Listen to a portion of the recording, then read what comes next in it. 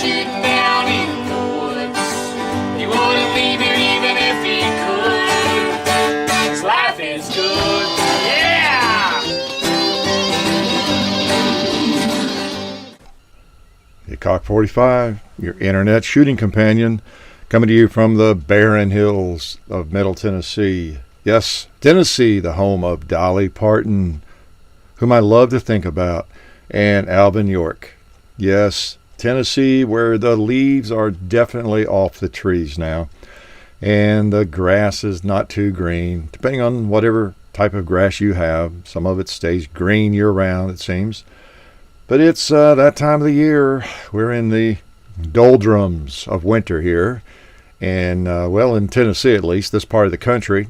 And depending on where you are in the United States or elsewhere around the globe and can understand my voice, you could be having any sort of weather, of course. For us right now, we're in the middle of winter. And it's I don't know, it's that time of year when it's easy to, I guess, become housebound, get cabin fever, stay in the house too much, watch too much TV or something, and or either whatever you're doing, just not getting outside enough. I know, even as someone who tends to be outside a great deal, if I'm not careful, I fall into that for a day or two. Just depends. If it's really cold and not much to do outside, we're not really planning a video or whatever, but anyway, it's that time of year, and there's still life going on, though. And one thing, as I've told you before, John and I have never let the weather conditions really dictate what we do and keep us in the house. Even when he was a little guy or teenager, whatever, we would get out and enjoyed it when it snowed or something, or even if it was just really cold. You just wrap up and go hiking, take the dogs hiking, and go shooting. Imagine that. So, but anyway, it is that time of year. It doesn't matter what your attitude is. If you're a 99% positive person, you always see the bright side of things. It is hard to see the bright side of things lots of times in January and February around Tennessee, this part of the country, because oh man, this part of the country is, of course, known for all the beautiful hills and mountains and trees and everything. And then in the fall, it becomes even more beautiful. But when that stuff's off the trees, it ain't necessarily beautiful. It's just gray, but still the woods. And you make your own beauty, don't you? It's in the eye of the beholder. My old friend, I think, was that Bill? Is that Bill Shakespeare? I forget. But anyway, beauty is in the eye of the beholder. It's just harder to see sometimes, right? It's harder to behold, not as easy to behold at times. You know what I'm talking about. So anyway, what are we doing? Well, I looked through the videos, and I realized that it's been a couple of weeks since I've done a radio show. And I tell you, I don't really do that regularly. It's not like, well, let's see, when did I do the it's been 2 weeks, I need to do a radio show. That's not what I'm talking about. That's not what happens at all. What happens is I just get in the mood to do one. Nothing else going on. Maybe we're not going to do a video today. John's not coming over to do a video. I'm not buried with something else. And you know what? Why don't I go out, take the computer out to the reloading room and plug in the microphone and yak at the poor, unsuspecting souls on the other end of the microphone and bore them a little bit. But what I do, though, is I always double check, because even though I'm in the mood, and that has happened before, I'll look through the list on my phone. You go to the website, and a couple of times I have, I just did one last week, or we'll do it next week or something. Even if I am in the mood, maybe. But I noticed it had been a couple of weeks. So that's good. That works out great when it has been a couple of weeks or a month, and I'm sort of in the mood to yak at you and put you to sleep. So why not? I don't have anything to say, but I thought I'd just come out and put you to sleep. How's that? And again, I know a lot of people don't listen to the radio shows, of course. maybe it's one of those deals where it got so crowded that nobody goes there anymore. Was that Yogi Berra that said that? Well, it never did really get that crowded, but that's okay as long as there's a few thousand people that are interested. Usually around 20 or 30,000, I guess, minimum after a week or so. So that's enough. The most loyal, the most indoctrinated, the craziest viewers tune in to the radio show. And so I know generally, probably about 99% worth, I'm talking to the craziest amongst you, right? The most hardcore firearms enthusiasts. Or, I don't know, maybe I'm wrong in some cases. I do see a lot of comments from here and there. Well, not a lot, but from time to time, people will see, I know you see them too, say, I don't even have a gun and I watch your videos, that sort of thing. So there are people who maybe don't even enjoy the hobby yet, and but maybe they're thinking about getting into it, or they're living vicariously. They're in a country where it's considered having a BB gun there is like having a bazooka or a nuclear weapon in the United States or something. So we feel sorry for those folks, but you're welcome too. And who knows, maybe you can turn things around and enhance your freedom at some point. Everything is fluid. Everything is changing slowly or quickly, isn't it? There's always that ebb and flow, no matter where you are. In my lifetime, I've seen a lot of change. It wasn't all that long ago. It doesn't seem like it's been long at all since I bought this place where I am, the compound, in the mid-'80s. And it really doesn't. It's been 30 years almost, and it just doesn't seem that long ago. I still consider this the new place in a way, you know what I mean? And when I think about when I moved here, we were still kind of in the Cold War in a lot of ways, and the Berlin Wall I don't think was down yet, right? It is a kind of a different world. Things have changed a lot and around the world, certainly have, and they're always changing, and some of it's good, some of it's not. Some of it we have our hands in and maybe shouldn't, and sometimes we have our hands in it and we probably should. I don't know, it's tough to judge some of that, isn't it? So it's a complex world, it's a complex thing, and no easy answers to a lot of that, because we don't have all the answers. We don't know exactly what's going on. We don't always know what's going on behind the scenes, which is maybe a good thing and maybe it's not sometimes. So we probably would love to know more things than we do, and about certain situations, and then other times we can't, and that's what creates just a kind of an unusual situation, isn't it?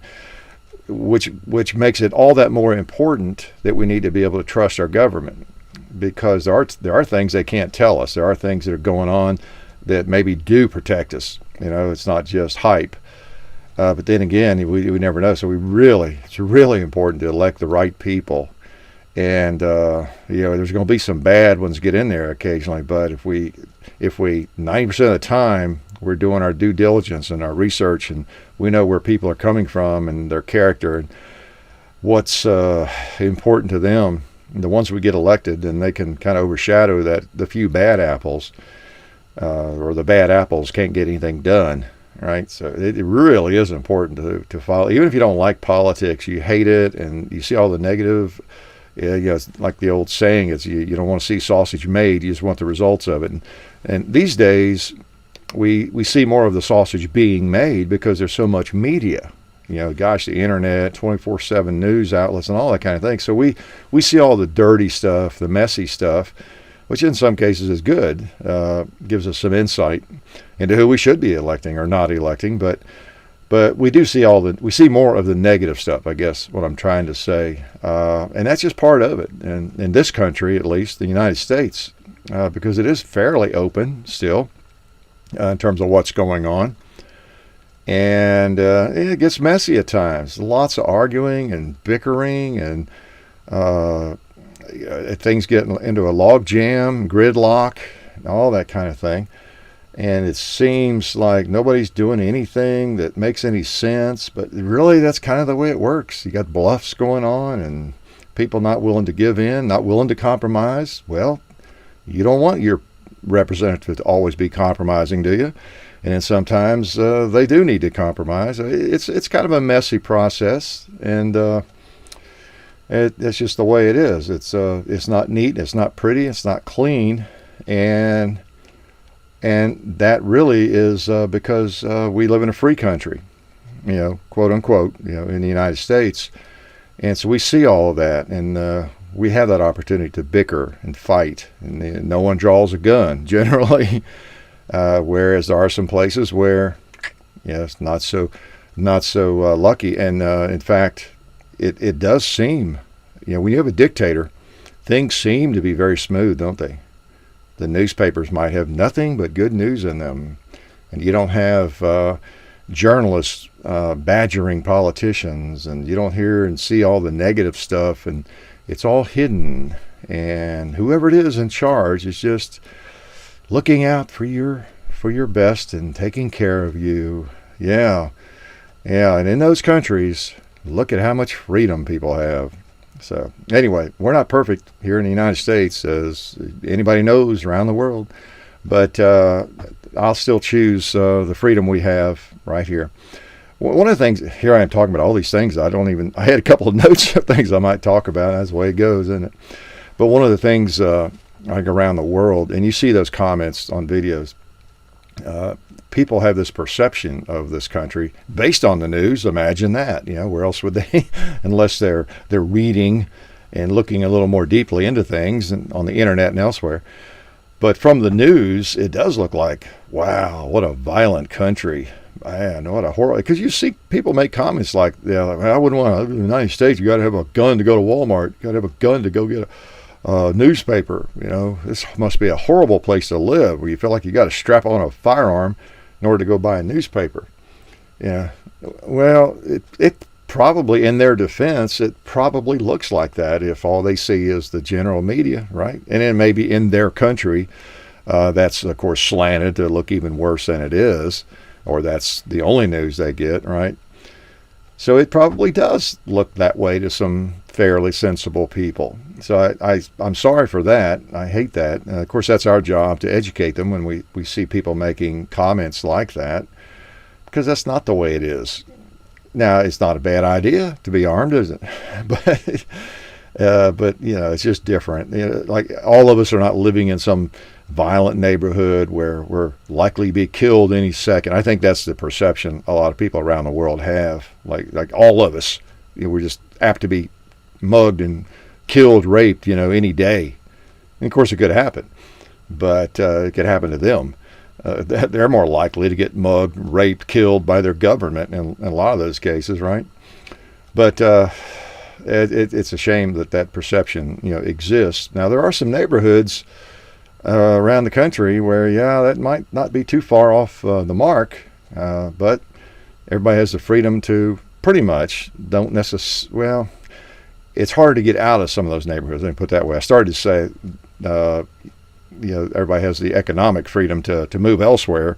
That's difficult, if you're barely, getting by from week to week, month to month, to go buy you a new house somewhere. That's not easy. If you're living in government housing and barely getting by, it's easier said than done to just move, I guess. But man, that would be the thing I would want to do. That's also the perception of some anti-gunners. They talking about having to put a gun on to go get a haircut, or having to strap on a gun. That sounds like something they would say too. Some of our anti-gun friends in this country, in the media, they think we're wackos because we feel like we have to strap on a gun to go get a cup of coffee, and that really gets to the heart of. Well, a lot of them get it, actually. They're just saying that because it sounds dramatic and it makes us look crazy. So that's the bottom line. But then again, there are some people who fall into that, whether it's a soccer mom or whoever, that have never been around firearms, and they don't get it. Why would you need a gun to go to Starbucks? When they see this in the news, about Starbucks changing their policy, or somebody, Panera Bread, whoever it is, Target, or asking for people not to bring in rifles or bring in guns, whatever they're doing.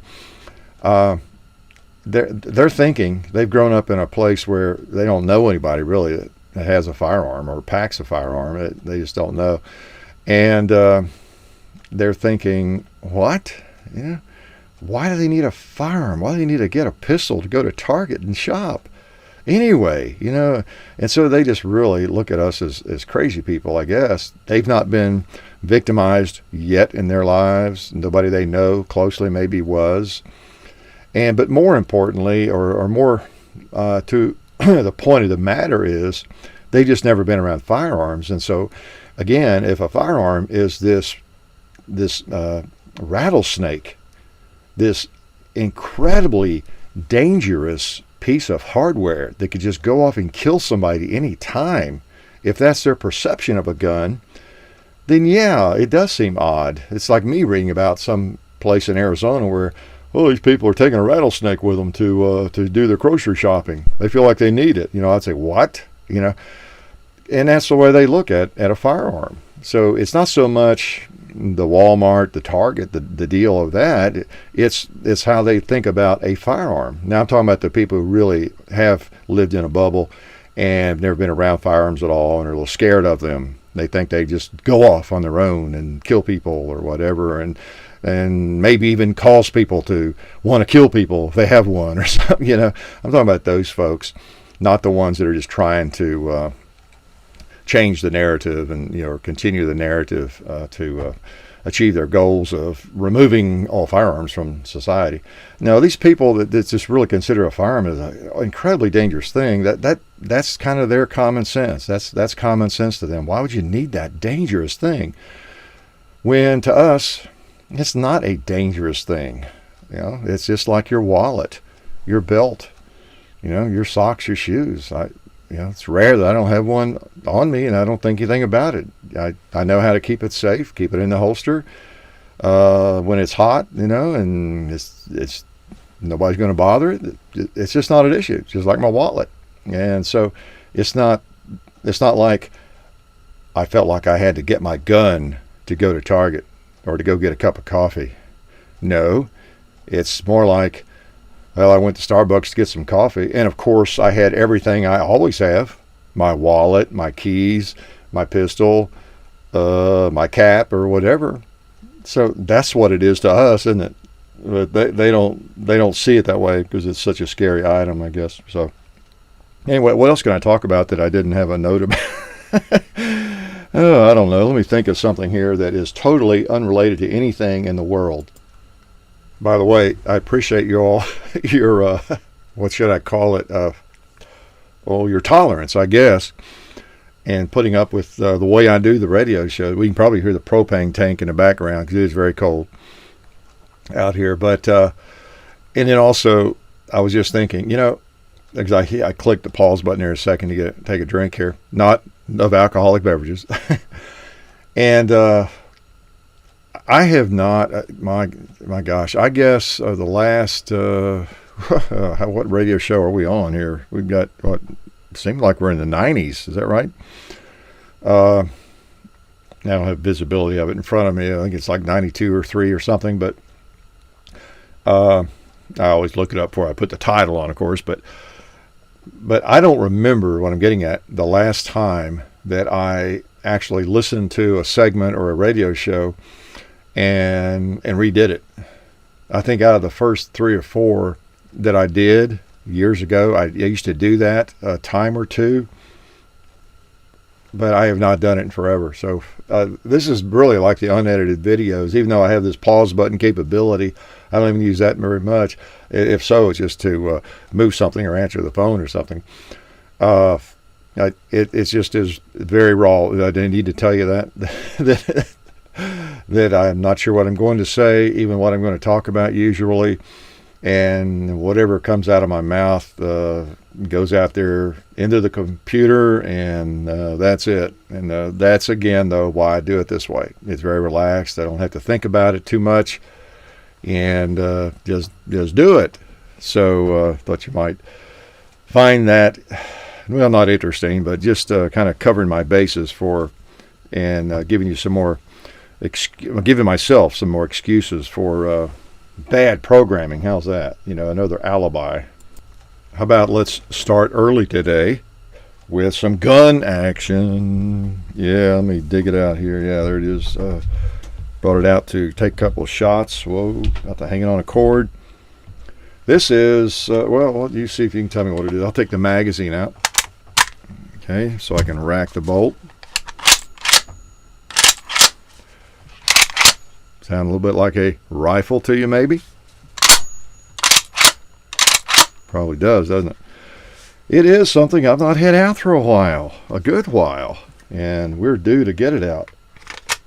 Guess what? Mini 14, yes, 5.56 or 223, of course.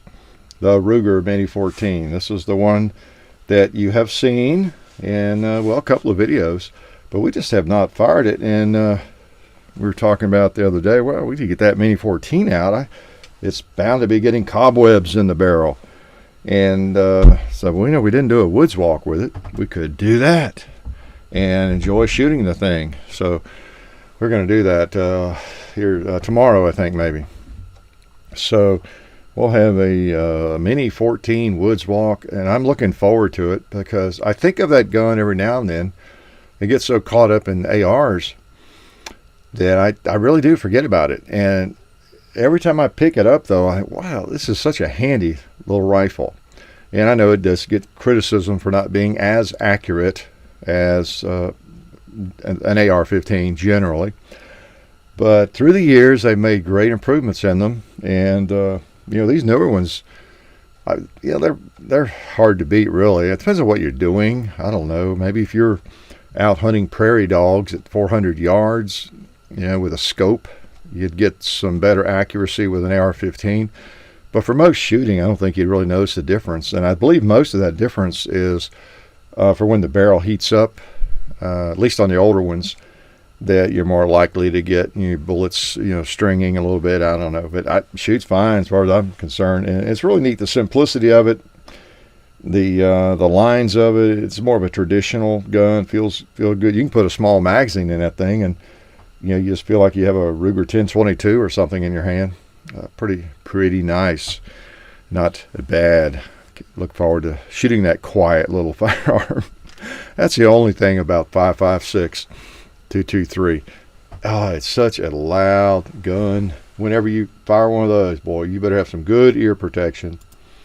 And that's one of my reservations about having an AR-15 as a bedroom gun, which I do. But, wow, I rethink it every now and then, because I know if you ever had to fire one, it probably would not matter what happened to your brain and your eardrums.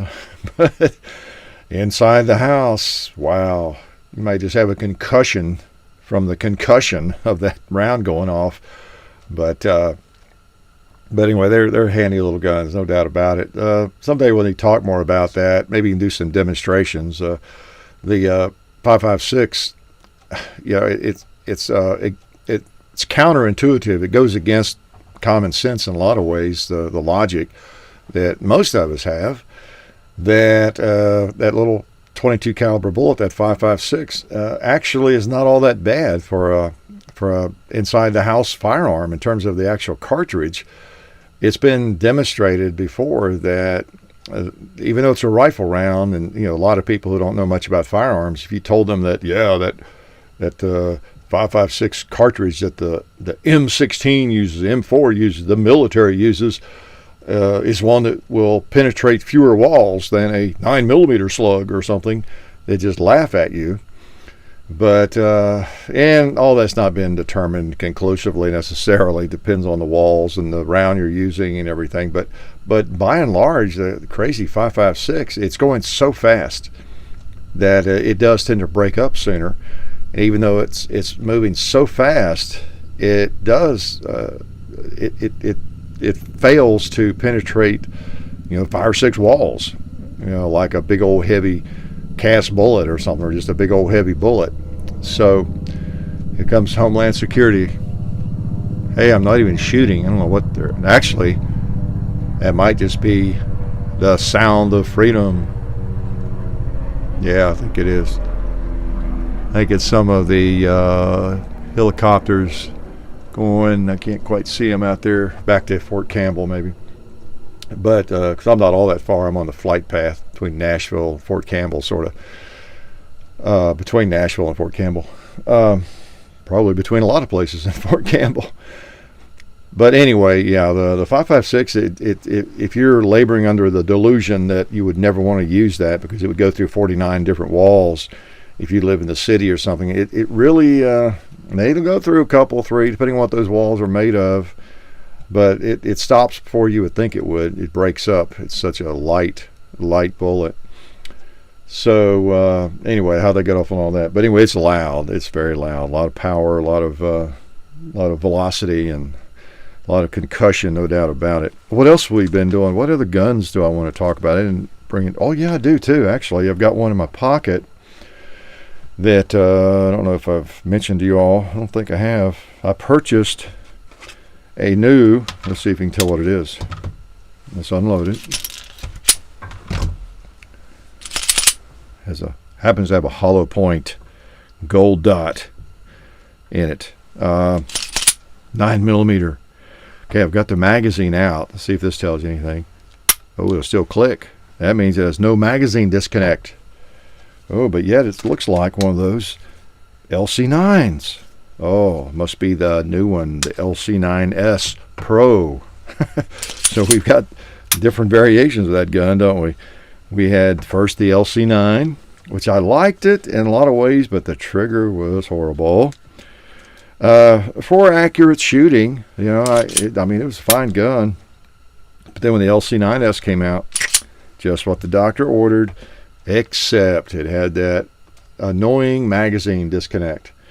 And now they have the LC9S Pro, and here it does not have the magazine disconnect. Now, neither does it have the thumb safety. So those are a couple of things a lot of people didn't want. Charger back up here. And yeah, and I'm one of them. I especially the magazine disconnect. It's more of an annoyance. I'm not as convinced as a lot of people are that, oh, it's going to get you killed. Magazine disconnect.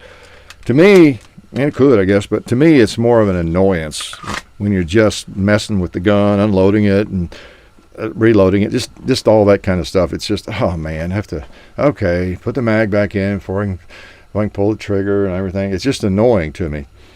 So I bought that recently at Guns and Leather. Had one. They're not easy to find. Apparently, they're in demand too, because I think the LC9S is an in-demand little pistol. It is a great trigger, and this one does too. Great trigger, almost too great. I mean, for a carry gun, it really is a little lighter than I would prefer. If I could wave a magic wand and have it a little heavier, about a pound heavier, but still be that nice crisp trigger, I'd be more pleased.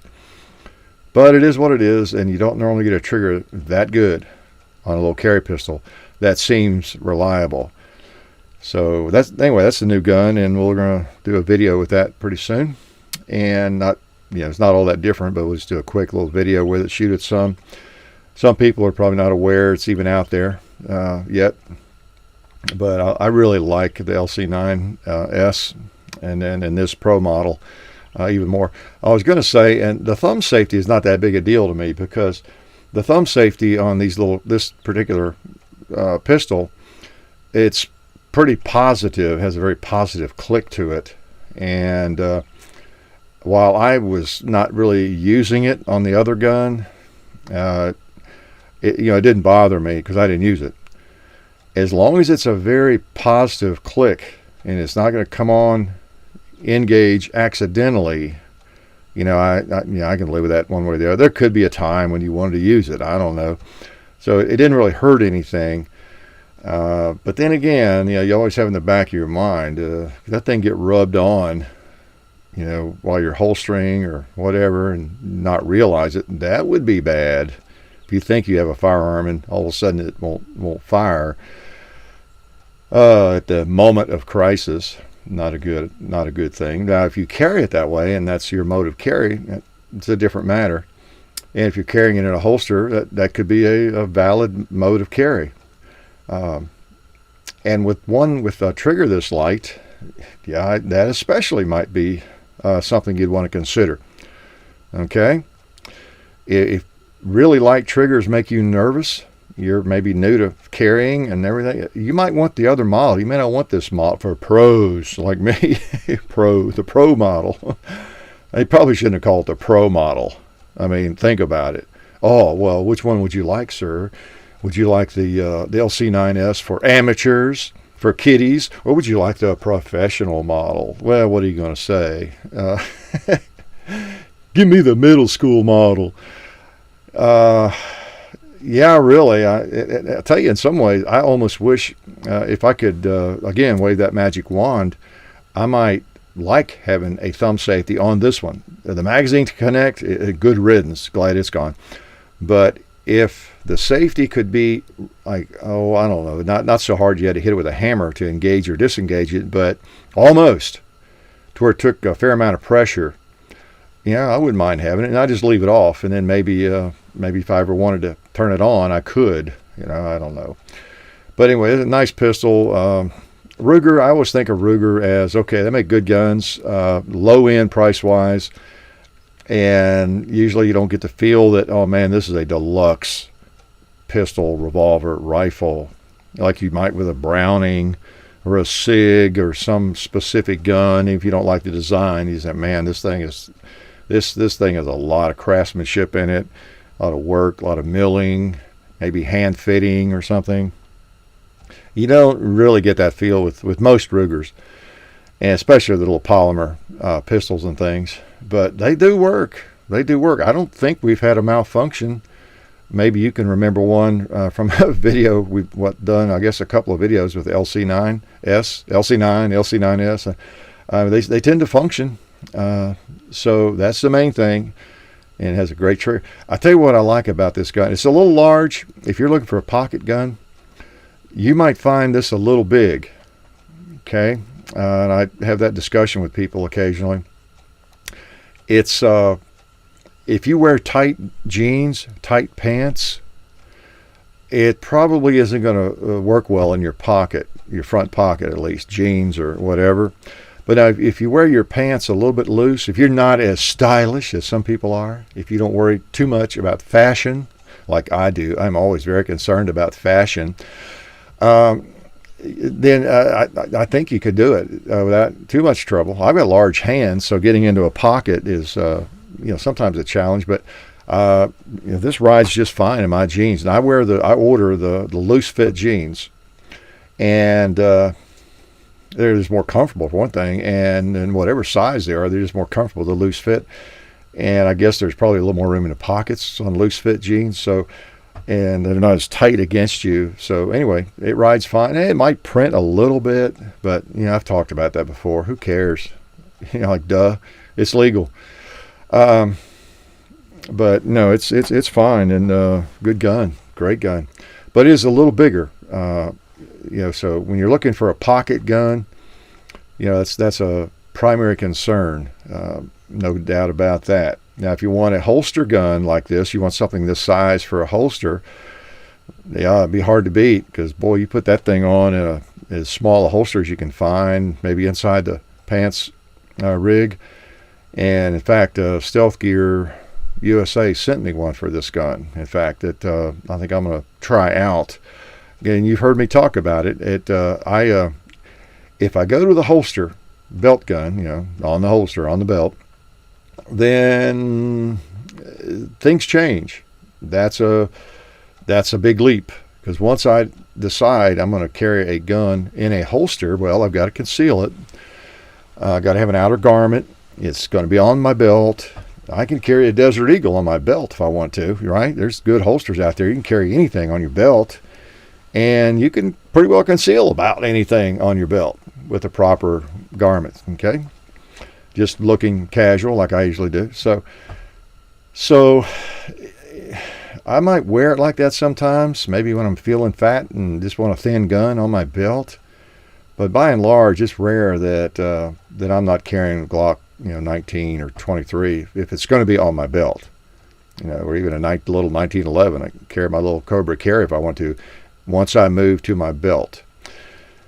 So that's just me. Oh, well, I was going to say that one of the things I really like about this small gun is I guess it's mainly because of the trigger, but I feel like I can just pull it out, and with one hand or both hands, I can get an accurate shot off without too much trouble at all.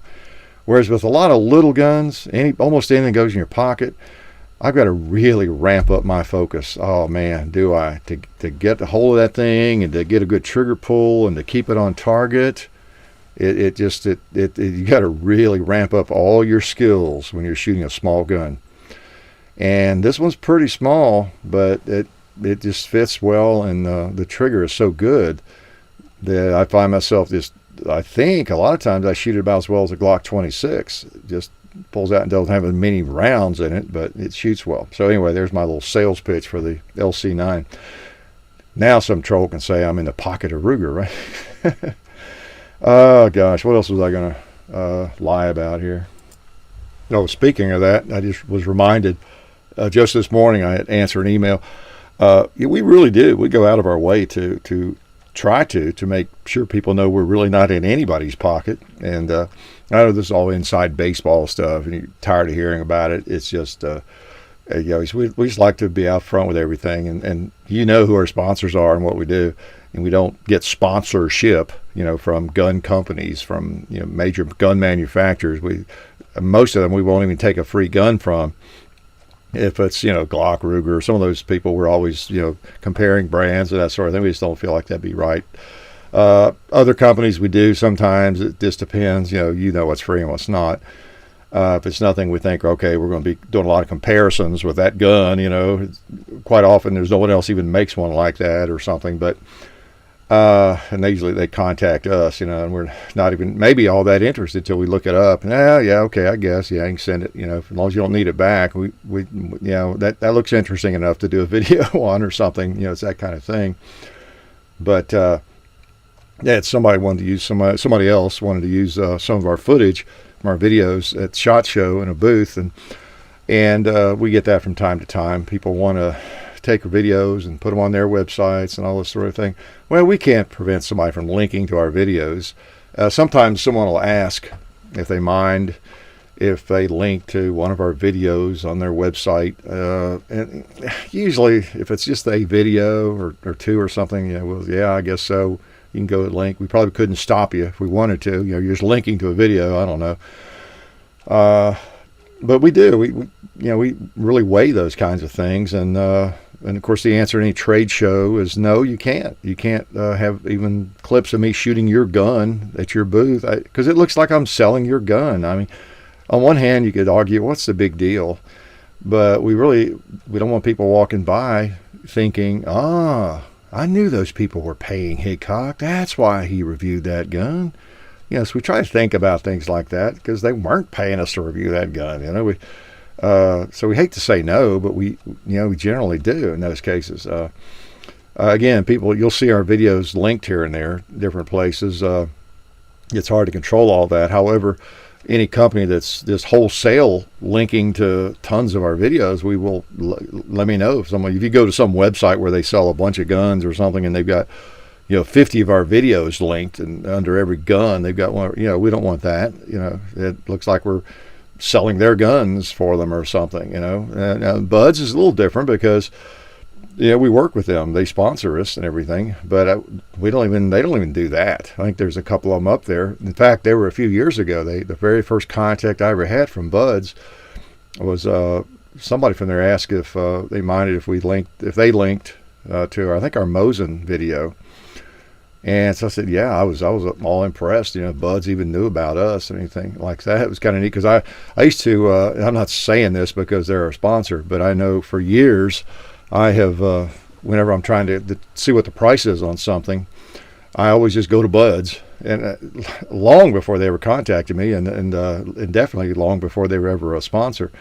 And because I always knew, okay, no one probably has a lower price than Buds. Someone might, but it's going to be about as low as anybody's going to have it, so I could feel comfortable in the video. If I'm, let's say this LC9S, for example, if we're doing a video and I look it up at Buds, and I don't know what their price is on it, if it's $369 or whatever it is, or $4, I have no idea. Then okay, I know what the gun. I know what about the lowest prices this gun sells for. So in the video, I can say, well, this gun sells anywhere from probably $350 to $450 or something like that, because I know they're going to be on the low end of it, and so I've always used them for a reference. And so there's things like that out there, but no, we don't really want people using our stuff to sell their stuff, generally speaking, unless it's one of our sponsors we've given permission to, like Federal. They're going to run, in fact, John put together a montage for Federal to show at the SHOT Show coming up in a couple of weeks. So that's duh, they give us a lot of ammo. We're glad to help them out. I'm gonna do a meet and greet there. And during SHOT Show week, if you're out there, I think I mentioned that somewhere already, but if you're out there at SHOT Show and you're around on Friday, come by the Federal ATK booth, and I'll say hi to you. How's that? What a thrill that would be, right? Biggest thrill of your life. Come on now, admit it.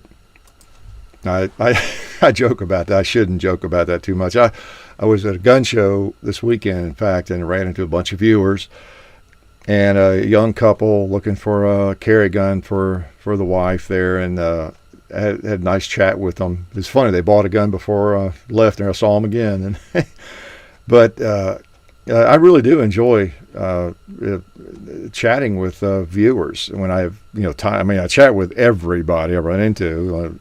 Always going to speak to you. In fact, I have told you enough times, always be sure you come up and say hi.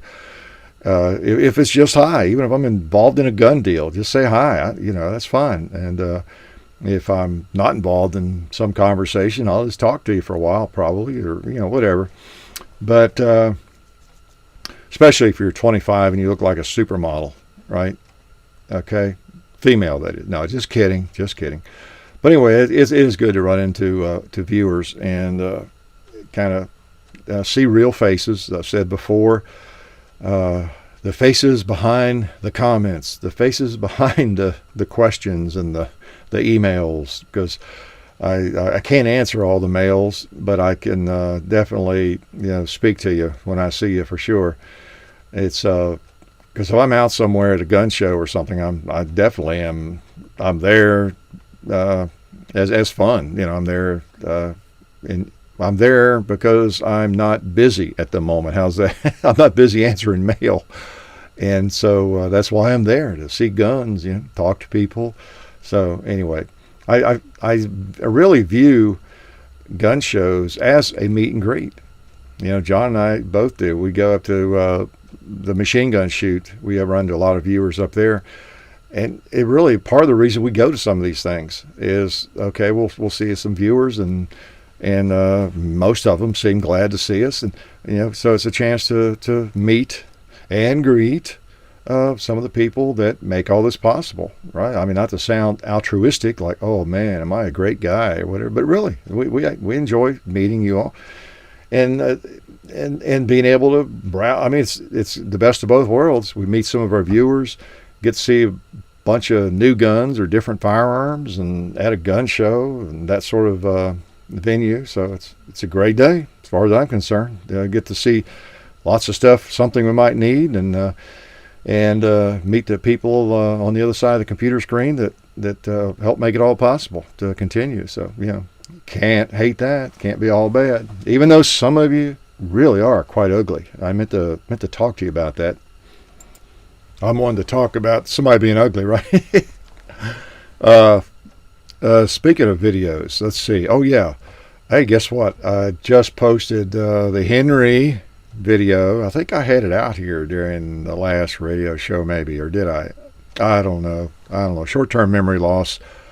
But the Henry original is up, and Beautiful rifle. Gosh, what a beautiful thing that is. It's as I say in the video, you'll see comments probably about people criticizing Henry for stealing that name. Stealing might be a little strong, but you can't hate it. I mean, my gosh, making great guns by all, I guess, standards. Really, it's hard to find people that really criticize those things. Occasionally, you'll see somebody giving them a hard time, but most of the comments I see about their 22s and all their guns, that people like them. They tend to work, and they love the fact they're made here in the United States, and they make so many of them, and they're lever guns, and they're pretty. Most of them are pretty. Most of them are that. What do they call that? It's a brass light, I think. It's not really brass on most of them. Now on the Henry original that we just posted, it is brass, so hardened brass, I think. But on most of those, it's and we did one of those 22s. It's a very thin kind of I don't know, coating or I don't know, piece of metal that is coated, or maybe it's solid. I don't know, but it's a brass light, I think they call it, if I recall right. Like I say, we don't work for anybody, so we don't know everything. But anyway, they call it something like that, and I think it holds a shine better than just plain brass, because brass tarnishes very quickly with handling, but it develops character that way. But where was I going? Oh yeah, they tend to make good rifles, I think, and and they're making a lot of them, and so anyway. But they do stretch it a little bit on their advertisements. They do lead you to believe they were the ones that came up, I think, sometimes with the original Henry rifle, the 1860 Henry, the only Henry that ever existed, really.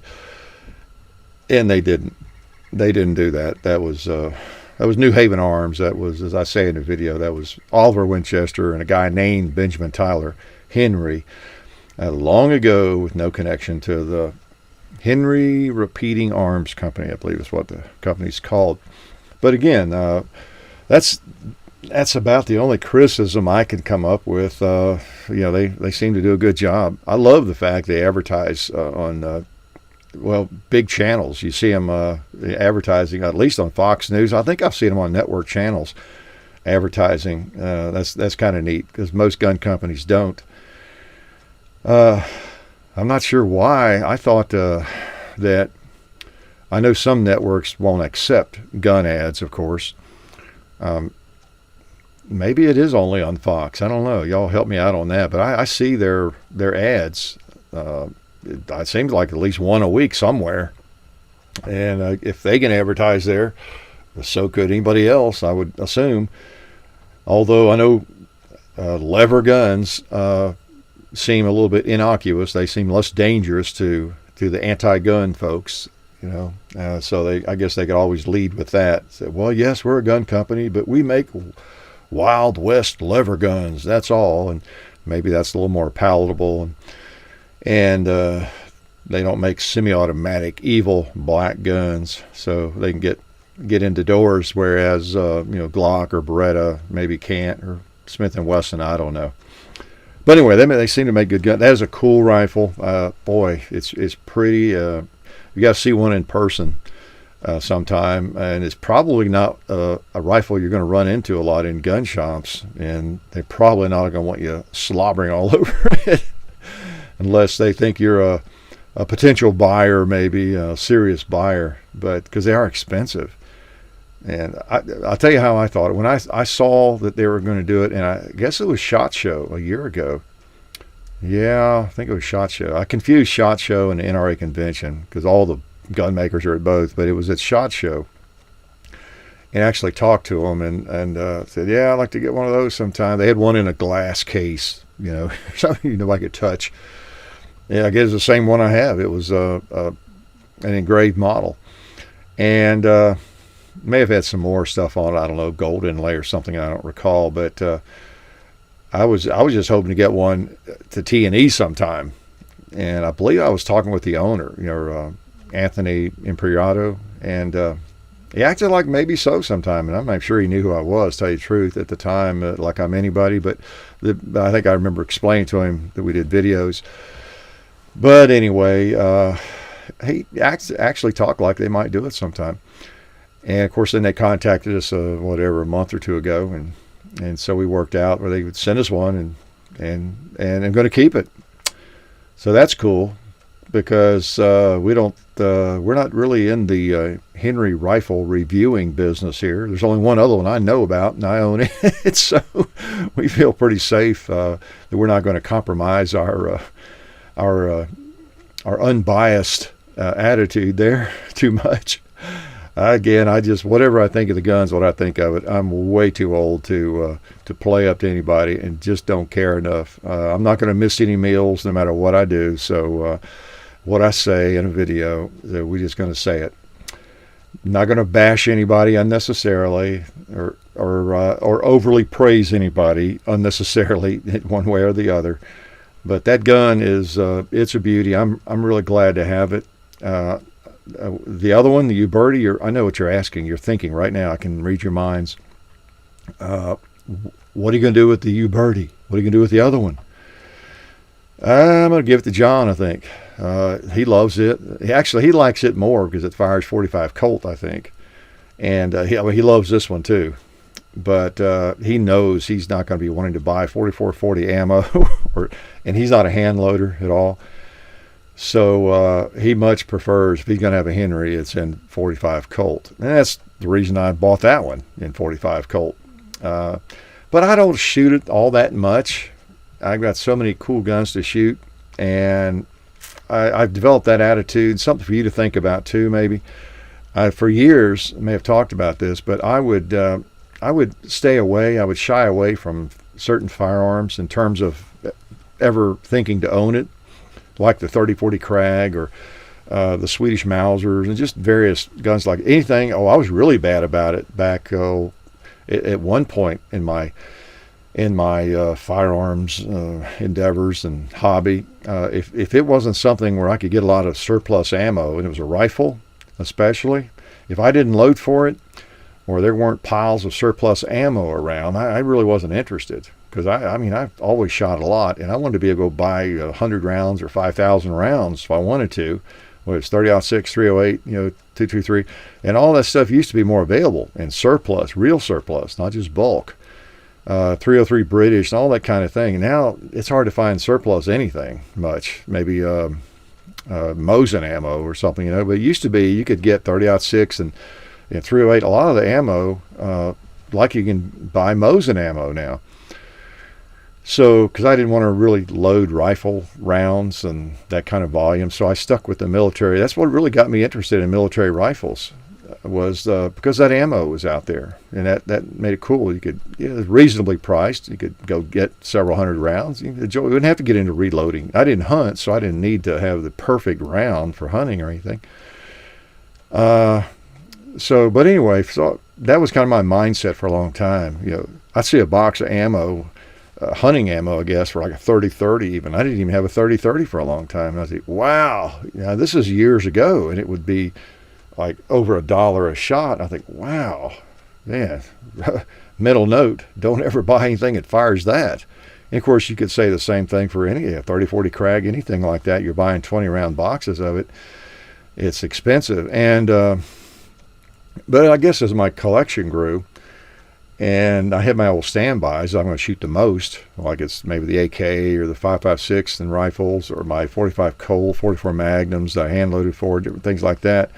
I finally realized that, 30-40 Krag ammo is almost impossible to find. And the Swedish Mauser and different ammo like that, there's people loading it. It's not cheap. You're spending $1, sometimes $2 a shot. But if it's a gun you really think is cool, has historical significance, it's just like the Krag's a good example. I've got that Krag carbine. I don't need to shoot that more than a box or two a year. That's fine. It's probably all I would. And if I had 1,000 rounds, that's probably all I'd shoot it. Because I've got lots of cool guns to shoot.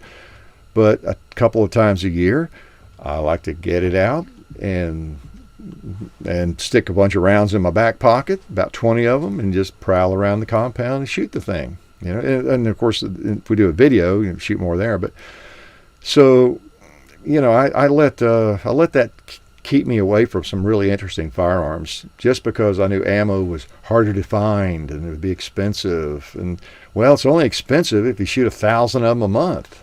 If you just, so. Same thing with was it the Carcano? There's some other rifles that I might get one sometime. I don't know, and as long as I can get a box or two of ammo periodically, I'm fine.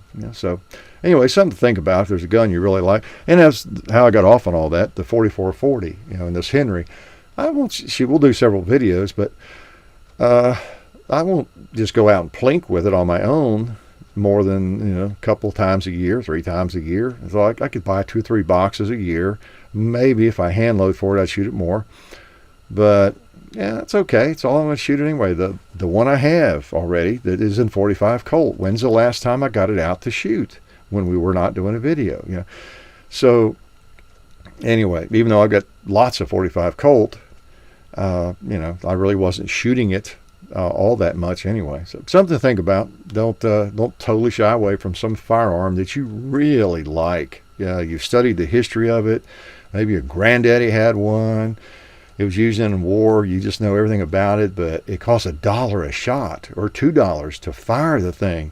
Well, if you can afford the gun, you can probably afford a box or 2 of ammo, and just don't plan on shooting it 1,000 times. The stuff you do high volume shooting with, make that, the 9s, the 40s, the 45, the 5.56, the more common calibers where there's more ammo available. You can get buys on it occasionally. You steel cased ammo. You can cut corners here and there sometimes, and all that. So, words of wisdom from Hickok45, right? Well, at least words, not necessarily words of wisdom. Another gun that we had out recently that I had not had out for a while is that big bore rifle. You saw it in a video recently. It's one of the biggest bore rifles I own, right? You know what I'm getting at, don't you?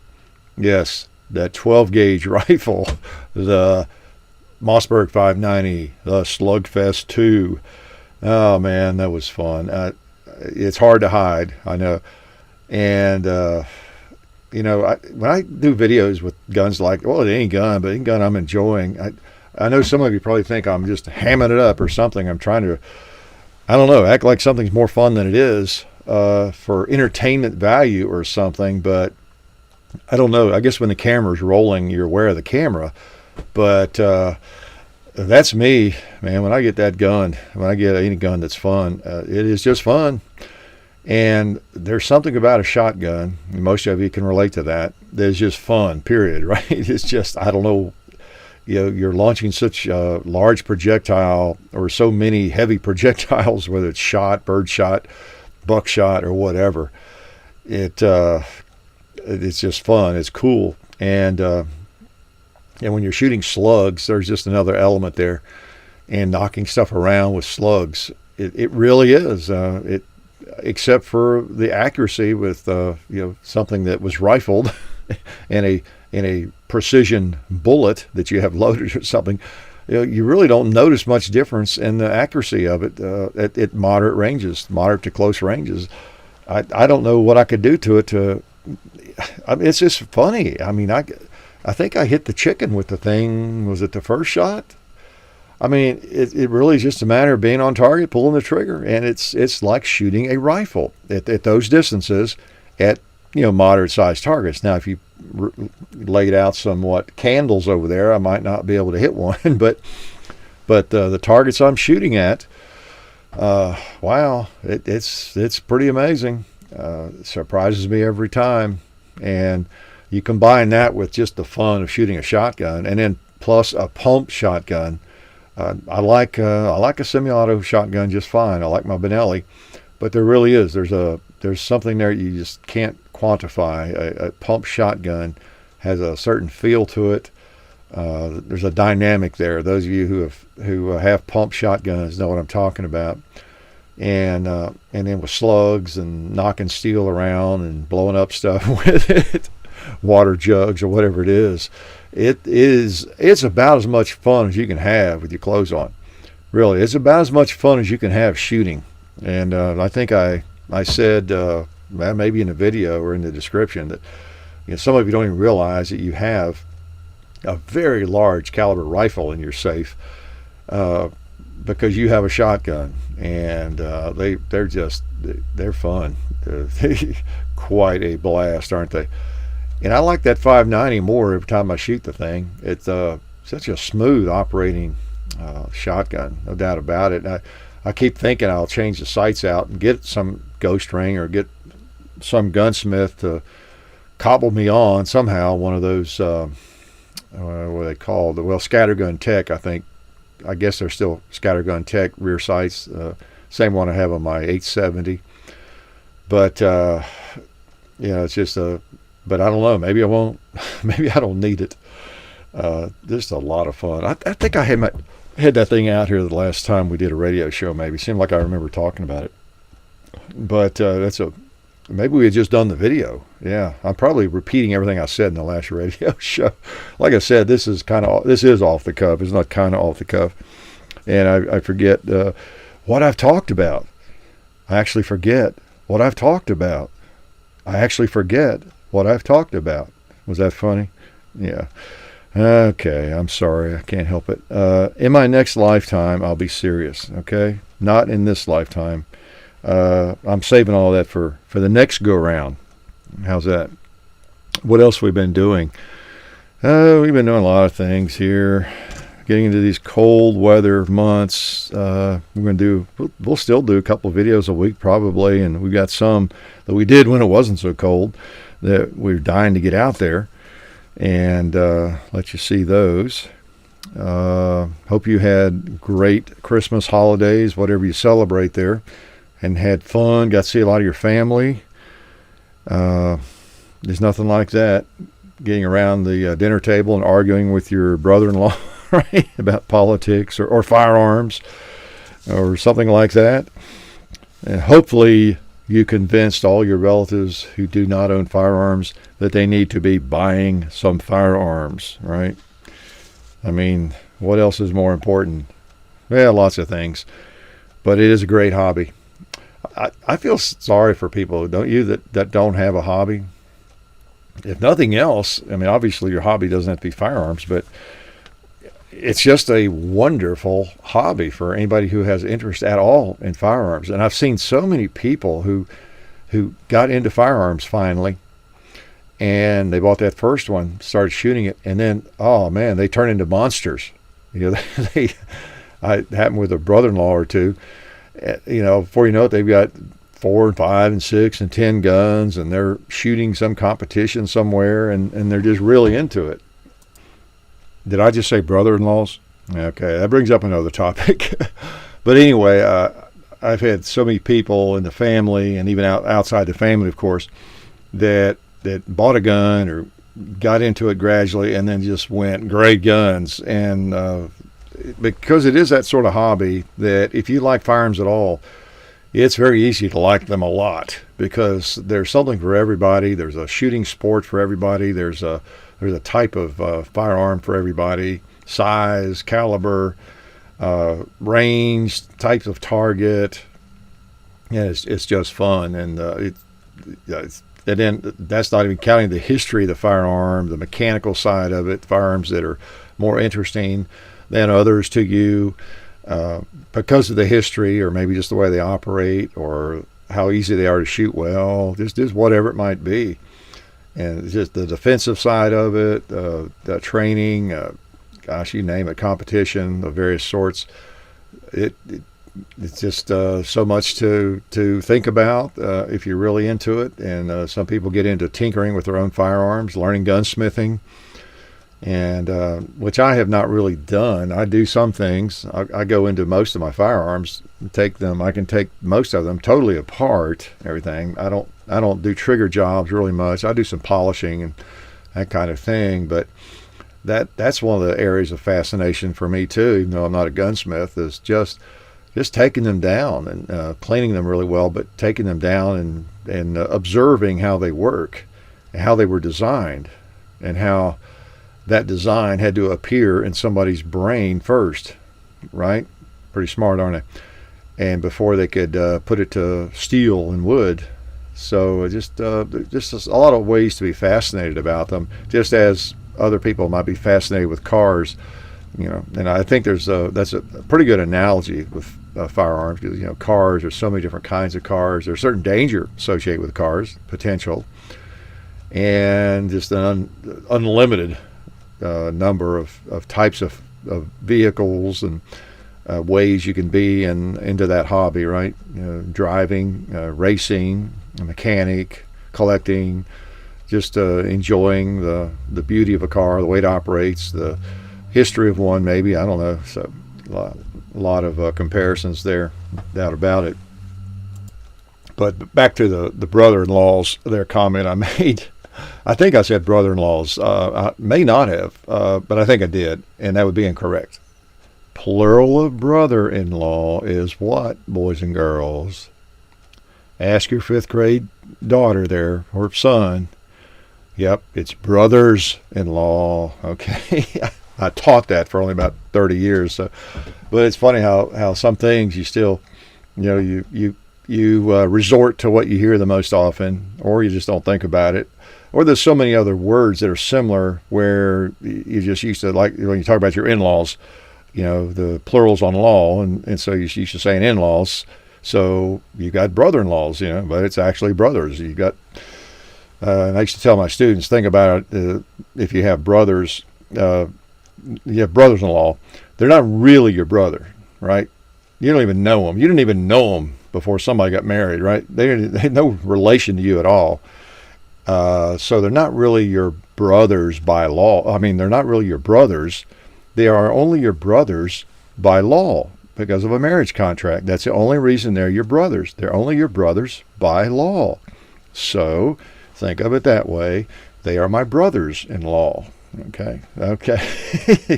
Anyway, I think I goofed on that. Speaking of grammar, maybe we should do a weekly grammar with Hickok or something. But I was watching the playoff football games. Again, as I've said before, I'm not a huge sports fan in terms of watching games, but I'll watch playoff games and I follow just enough. Ironically, I never played football. I played basketball a lot, and I would really rather watch a good NFL football game than a basketball game generally. It's kind of weird, I guess, but I think the game itself, the sport, it's so conducive to television and watching viewers, because it's just the nature of it. Everything stops, and then they run this play, and you see whether it works or not, and then they try again. I don't know. It's good for people who don't even know anything about it, that can watch it and be interested in it. My wife even enjoys watching it sometimes, and she definitely never played football. But the announcers, commentators. I couldn't remember what else he said. Speaking of grammar, flubs, but he said something about he's talking about a player run and how he has been running and everything. He says, yeah, and he's ran that before. I thought, my gosh, buddy, you're on national TV. You're on national TV. This is a playoff NFL game. How many million people around the planet are watching? And I don't even remember who he was. But to use bad grammar like that, he says he's ran that before is what he said. He's ran that before. Oh, he has, huh? He has ran that before? How about he has run that before? I think I might have bored you with this little grammar lesson once before, somewhere along the ways. It really got to be one of, in the last 10 years of my teaching, things that I used to not really have to stress much when we're dealing with irregular verbs and those sorts of things. Get you in touch with my nerdy side here, but in irregular verbs, for those who don't remember middle school grammar or whatever, things like seesaw scene and run, ran, run, all that, as opposed to walk, walked, have walked, the ones that sort of follow a pattern. That stuff, though, is so basic. And one reason I bring it up is for young people, listening or watching. Hopefully they get it mostly when I'm doing a video. I get it correct. But we all make mistakes. I mean, I get hammered. I've written some things in comments people have commented on. Usually it's something extremely picky, but I don't always get it right. I don't have to if I don't want to. I don't teach anymore, but I generally try to use good English. The thing that gets me is, again, in the last 10 years, is the past participle has died for some reason. Now, by that, again, if you're grammatically challenged, is that form of the verb that's used with the helping verb, have or has. You know, I notice that so often, and I think I've had a rant. I've ranted on this before, but number of people who will say something like that. Yeah, I've drove that way myself, you know, or I've ran, or I've ate. You know, if you've got a contraction, you've got to have. That's the same as I have eaten, I have driven. I've got a list of those. I mean, someone ought to publish it in a public square, outside the classrooms, I think, because so many people have fallen away from those basics, and that's not like some of the verbs that are really a bit of a pain to get right, like lie and lay. That one's tricky, really tricky, and some others. And then if you misuse those, nobody thinks too much about it because they're not so sure themselves anyway. But things like, you know, he's ran that before. I mean, that is bad, okay? I mean, he's run it before. He has run. That's just black and white. Ran. I ran yesterday, and I have run before. He runs that play every day. He ran it yesterday, and he's run it before. He has run it before. He has driven there before. Drink, drunk, same thing. I drank my juice yesterday, and I've drunk it every morning this week.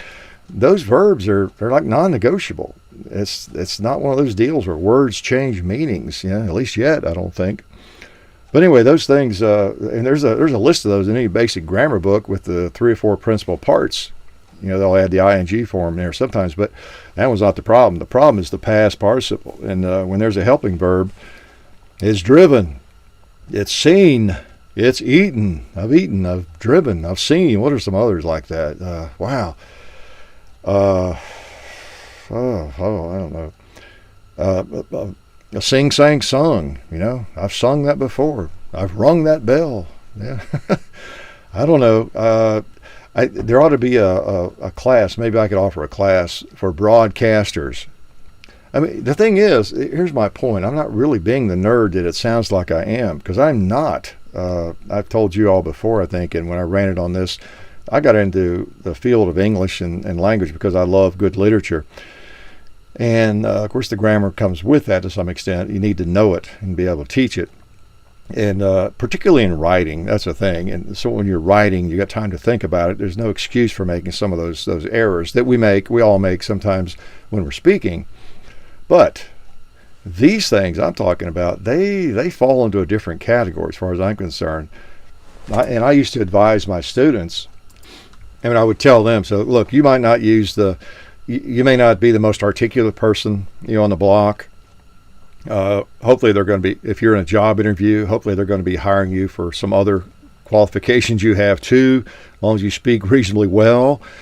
But if you walk into a job interview, and well, something beyond flipping burgers, and you tell them that, well, I was almost late. Hi, Mr. Smith, good to meet you. I was late. I should have drove I-40 instead of I-65 to get here.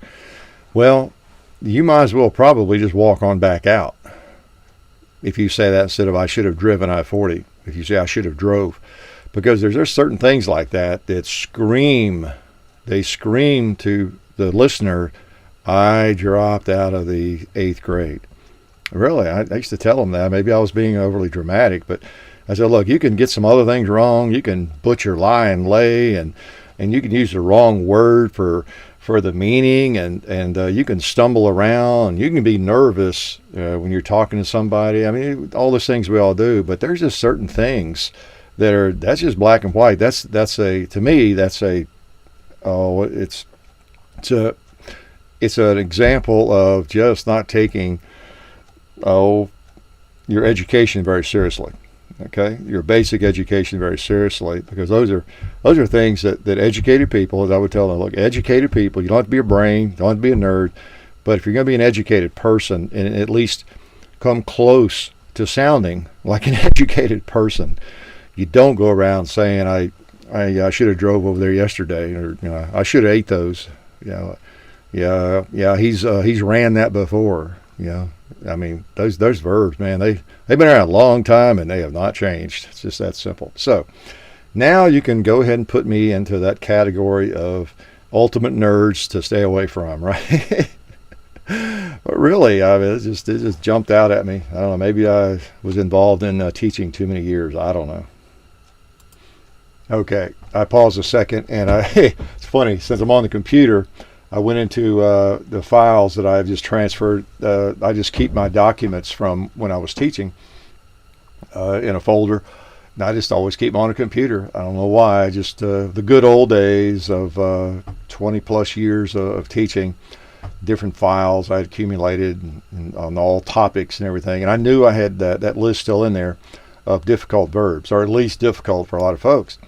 And I just dug it out. Now here's some of the verbs that we used to work with. And I'd have students write paragraphs or sentences, just write, using especially the past participle of these verbs, and then would read them in class. And we just got to hear it. You had to hear it, So let's continue the nerd lesson. Here's some of the ones I had on that list, like rise, of course, rose, risen. Well, Harry has risen from his seat, for example. Has risen. I have raised the window. Just a comparison of those. We won't go into lie and lay because that just blows people's minds, further confuse people right now. Sit. You sit down somewhere. You sat there yesterday because you have sat there before. And if you set the table, you set it yesterday because you have set the table many times, right?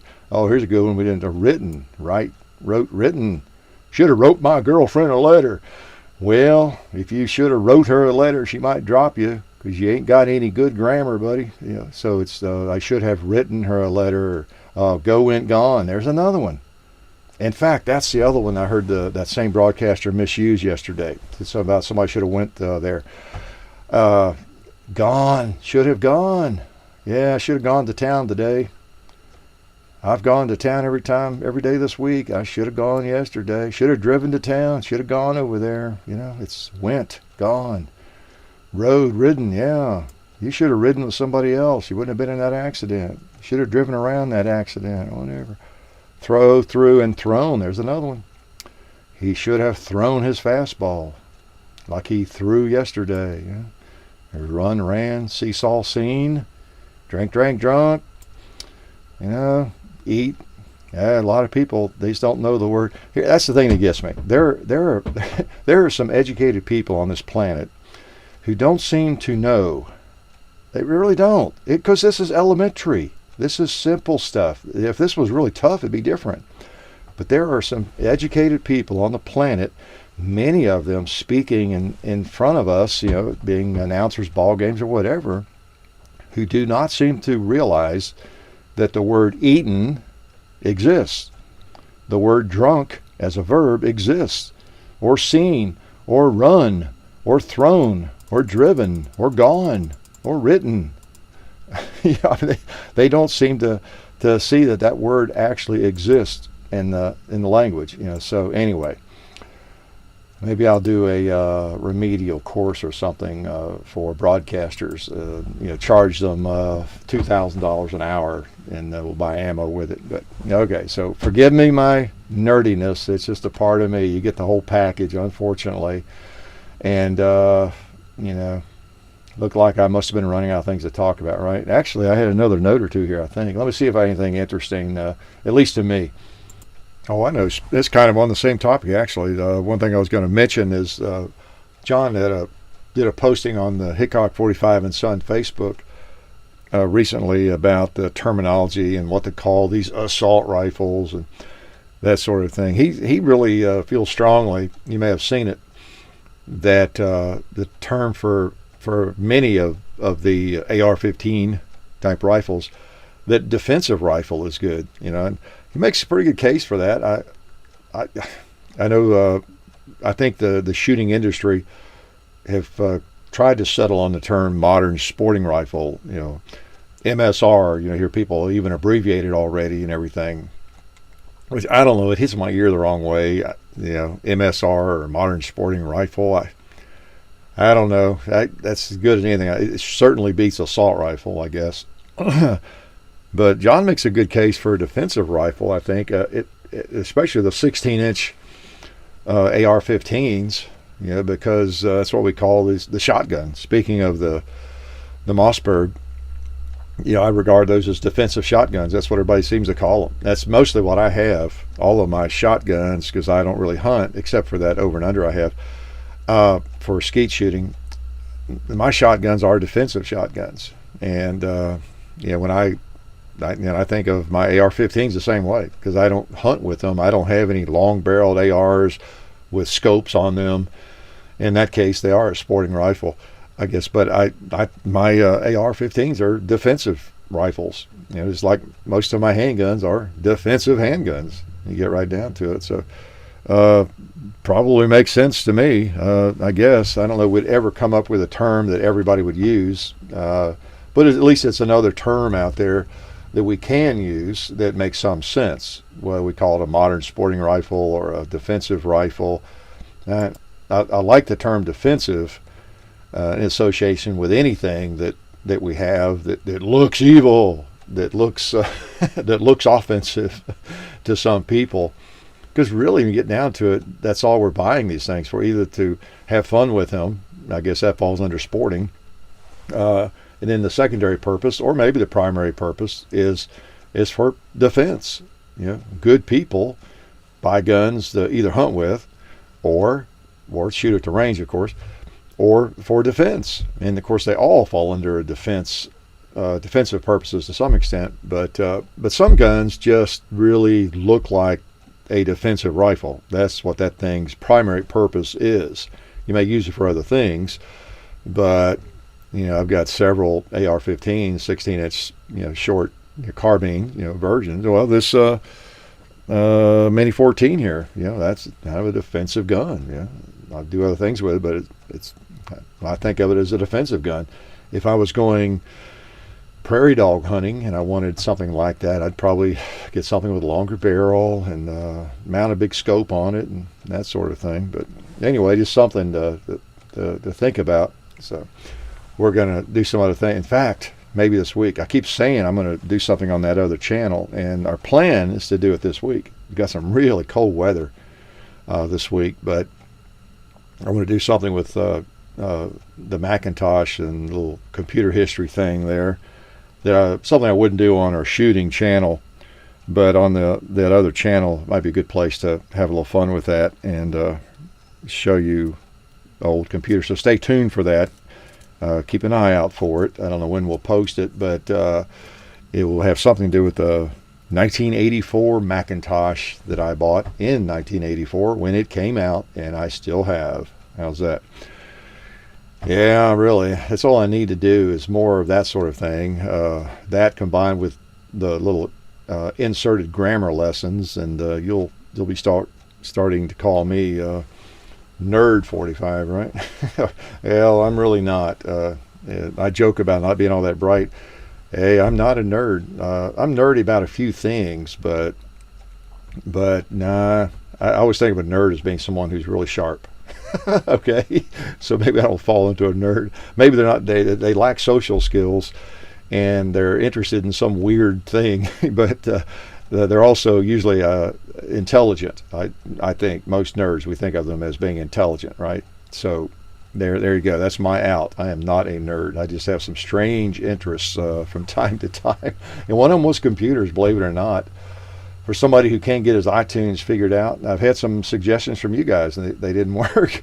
But I've quit trying to figure it out. It's just those songs are on my iPod, and they will die with that iPod. All those songs I bought, I refuse to buy anymore.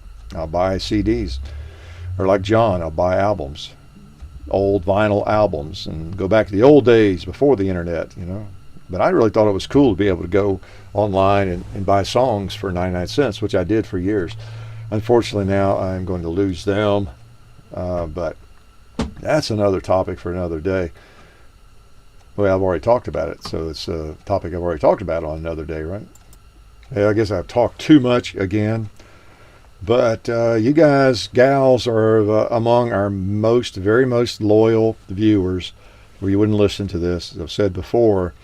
And so John and I both feel like we can kind of let our hair down when we're doing our radio shows. We probably do too much talking, right? You get to know us better than you'd want to know us.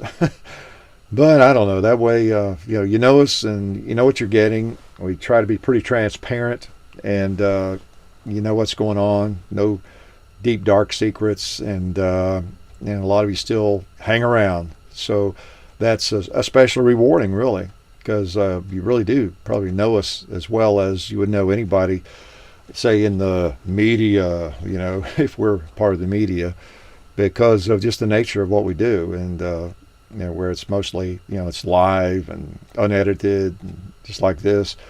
So, I don't know, that's what you get. You get crazy stuff when there's no editing going on. See, this would actually be, what am I up to, about an hour and a half, man. See, someone could take this and edit it down to about 20 minutes, and I'd probably sound brilliant. Boy, would I sound articulate and as though I really had my act together, and topics, written down, and like I knew exactly what I was going to say, and then I said it. But you never know. You get the real deal, the real story, I guess. In fact, one of the reasons I came out here was yesterday, about, when was it? It was around noon, I guess. I was answering some mail and working on a computer. And I was going to come out and set up for a couple of videos we were going to do today. I got up and had a crick in my back kind of thing, and it hurt, and right in the middle of my lower back. And I don't really typically have back problems. I've never been too plagued with that. I had a little bit on the right rear side, but I think it was from belt too tight, picking up a little weight, and the inside the waistband holster had some of that issue I think I've talked to you about. But boy, I came out here and puttered around a little bit slowly and went back in, and man, I was laid up all day, really, and didn't know if I was going to be getting up anytime soon. So, and made it through the night. But my wife's whenever, if I have any kind of issue, she always wants to get that. You want the heating pad? The heating pad? I said, well, this time I said, yeah, for the first time ever. And so here I'm on a couch with a heating pad under my back, hoping that'll help, and taking more Advil than I probably should, and everything. And I didn't know if it just was bad. I couldn't, any way I moved, boy, it's just like someone was stabbing me with a knife, with an assault knife, right? Knife violence. And I don't know, this morning it wasn't much better, and I got on that heating pad again, and I don't know, along about 11 or so, I could tell a little bit of improvement, and I got dressed, and I told my wife, I think I'm going to go out, and I think I can walk out here and to the reloading room and maybe do a radio show. And we canceled the video plans and everything, but it's feeling better, a little better. I think we're going to be able to do a video tomorrow. But the point of all that is I just wanted you to feel sorry for me and cry, send me money. No, the point, I guess, the reason I bring it up is, you just don't know. You just don't know, when your last day is going to be, or when the last day you're going to walk is. If you've ever had back trouble, you can relate to that better than I can, because I've been lucky. I've had good health through my life, but boy, and all of a sudden, any way you move, you just don't want to move. It's just like somebody stabbing you or something. It puts things in perspective. Like, wow, not only can I not do a video today, I may never do another video. I will not ever do another video if this doesn't improve dramatically. So anyway, as I've said many times, you've got to live while you can, and do it while you can, because you don't know what tomorrow brings. But unfortunately, in my case, this seems like just stab me again there. But it's I can tell it's going to be short-lived. Knock on wood. Knock on a lot of wood here. and there's a lot of wood in here to knock on. If not, I could knock on some lead, right?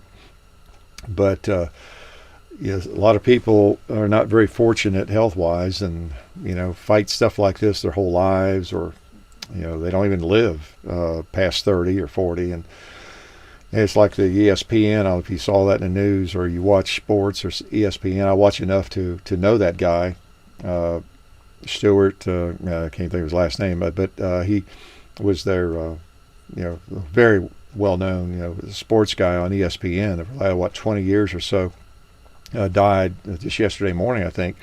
And I had seen him a lot doing NBA games and just doing different things. And bang, 49, he's gone. With cancer. You just never know when your time is up. And I think that's one reason. I don't know. I think most guys, we're bad about having hobbies we get too obsessed with, I guess, sometimes, whether it's golf or cars or guns or whatever. But and this is not to criticize the ladies. We couldn't get by without them. But I don't know. I think we have this innate understanding, guys especially, how short it all is. And maybe we do like to have too much fun, and are not serious sometimes, often enough. But I think we understand it's all pretty short, and you gotta do what you want to do as much as possible. And that's what I'm doing. My goal is to fire 400 million rounds before I cash in. How's that? That's a pretty worthy goal. Okay, I don't have it outlined by caliber or anything, but 400 million I thought was a pretty good number, don't you? I get that question every now and then, how many rounds I think I have fired. And I did sort of make a guesstimate of it. I remember about 15, 20 years ago, trying to get an idea, because I did track the rounds I fired, through that 44 Magnum for a long time, because I shot it so much. I didn't have that many different guns, and I counted primers and trays, and that kind of thing. I tracked how many primers I bought and the boxes and all that, so I could actually track it within. I might be a little bit of a nerd, but I didn't write it down. But I knew it was. I could keep it within 1,000, sort of in that vicinity. So I knew it was over 70,000 now with that. So kind of extrapolating there a little bit, and all the other guns. I figure somewhere about 20 years ago I'd fired 1 million rounds probably, and who knows what it is now. 100 million? No, I don't know. Doesn't really matter. And again, it's not the number of rounds that you fire. It's how much you enjoy each round fired. I've said that before. I'm a little preachy today, aren't I? But I enjoy, like I said, taking out the 30-40 Krag. Give me 10 rounds, 10 cartridges, 10 bullets. People get upset when I call them bullets. Yeah, that's all right. Lone Ranger called them bullets, didn't he? But give me 10, 12 cartridges in my back pocket, and the 30-40 Krag or the Swedish Mauser, whatever I might have. I'm just mentioning some of my favorite slower firearms, bolt guns. And I can prowl around the compound and pick off a dead stump here and there, maybe even a steel target once or twice. And I can just thoroughly enjoy about an hour, maybe a good cigar, and don't have to fire thousands of rounds. Don't have to fire 100 rounds. Don't have to fire a whole box. Now, I know if you go to a shooting range, it puts a different dynamic on it.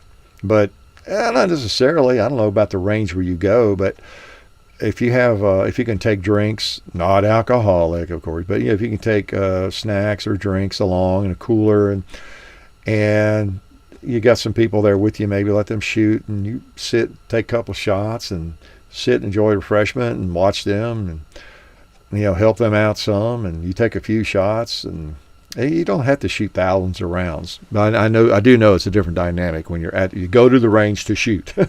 And maybe you buy the time, an hour, so you want to get as much shooting in as you can, and you've got that going on. But still, just enjoy the firearm. Just enjoy it, and there are lots of ways to do that.